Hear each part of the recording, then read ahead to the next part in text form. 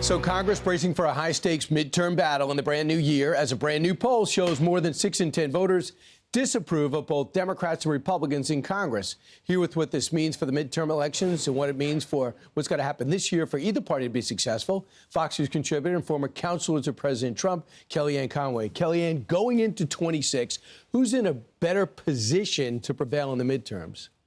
So I think the Republicans' best bet to defy history and political gravity and actually keep the House or grow their House margins, which already are very historically slim, Brian, is to bank on the successes. I think if 2025 was the year for doing hard things, then 2026, starting right now, should be the year for communicating what was done. So many Americans don't know about the 100% expensing, the manufacturing benefits, all the corporate taxes that stayed lower than the average in the developed world because of this one big, beautiful bill. They already know the common ones, the popular ones, the no tax on tips, overtime, Social Security, doubling the child tax credit.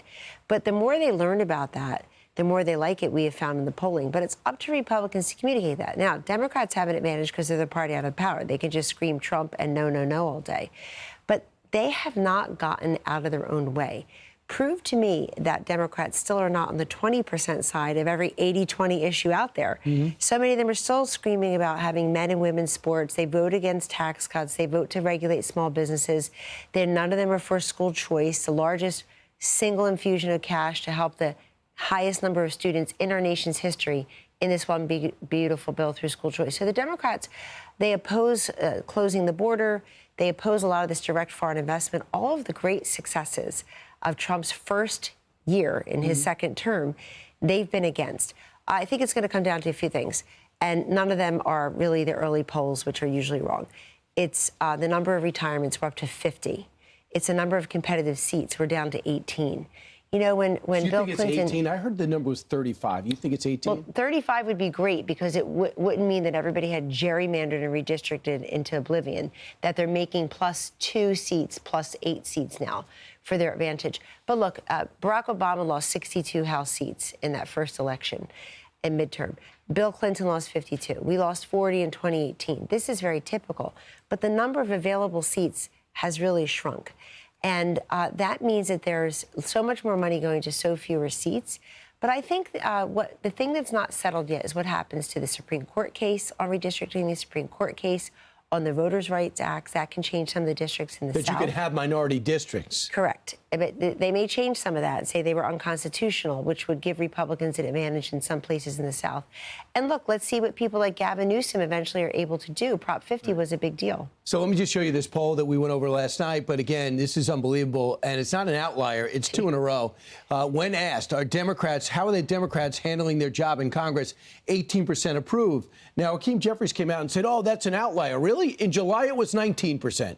So you tell me what the outlier is. First of all, if you look at the polling, the Democrats are now suffering among Democrats. Those numbers are down 6 points among Democrats from the summer who are upset that they've not been able to take on President Trump more. And independents, Democrats have totally lost independence. So I want you to take a look at people that think they're going to be contenders in 28. They're not just standing by, they're changing their look. How about putting a spring in your step if you're Governor Pritzker? He's walking 5 miles a day. It looks like Governor Shapiro of Pennsylvania now gets tailored custom suits. And Pete Buttigieg says, give me a beard. Stop making me laugh so early in the morning. You know, these candidates would come up to Kellyanne Conway and say, what should I do to be more appealing? Are they doing the right thing? No, because if you're a Democrat, I would say don't bother fixing your face, fix your policies. The problem with the Democrats is not how they look or what they wear. It's how what they believe and how they govern. And that, I don't see anybody coming out and saying, you know what, Seth Moulton is saying it, a couple others saying, but most of them are not saying, my party's been wrong about the border. My party's been wrong about men and women's sports. My party's been wrong about hurting small businesses, masking those kids up for too long. So none of them are saying that. They're wrong. But look, I think that, look, this is the difference. The parties are different. Republicans are talking about your safety, your kids' futures, your paychecks. And the Democrats are focused on fatness, fashion, and facial hair. One more poll for you to absorb. CNN put it out. When asked, who do you think is going to be like to see running for the White House, 67% said no person in mind. Then you go JD Vance at 11%, then Newsom 6%, Harris 3%, Rubio 2%, and then AOC 2%. What's missing in that poll?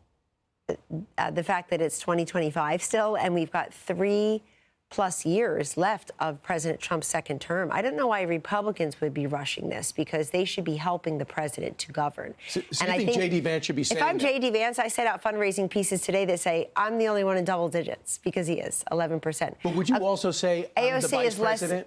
Sure. He's the deputy to President Trump. In other words, it's the Trump-Vance presidency. And I think Vice President Vance has significant advantage to say, I was there. I was in the room when the decisions were being made. I support the president. And he represents generational change as well, passing the baton to the next generation. But look, there's always competition. It's always harder for vice presidents of both parties than it looks. And the early polls would give us everybody from Tim Pawlenty, look him up, to Richard Gephardt, to Howard Dean. So these things change. I don't blame 2/3 of America for saying they're not even focused. I love the fact that AOC, for all of her pomp and no circumstance, is her take in the poll 2%, smaller than the margin of error. If you apply the margin of error, she's a big zero. Merry Christmas. She's very comfortable in the margin of error. Yes, she is. Absolutely. People of Queens, just ask them. Thanks, Kellyanne Conway. Pleasure. Appreciate it. I'm Steve Ducey. I'm Brian Kilmeade. And I'm Ainsley Earhart. And click here to subscribe to the Fox News YouTube page to catch our hottest interviews and most compelling analysis.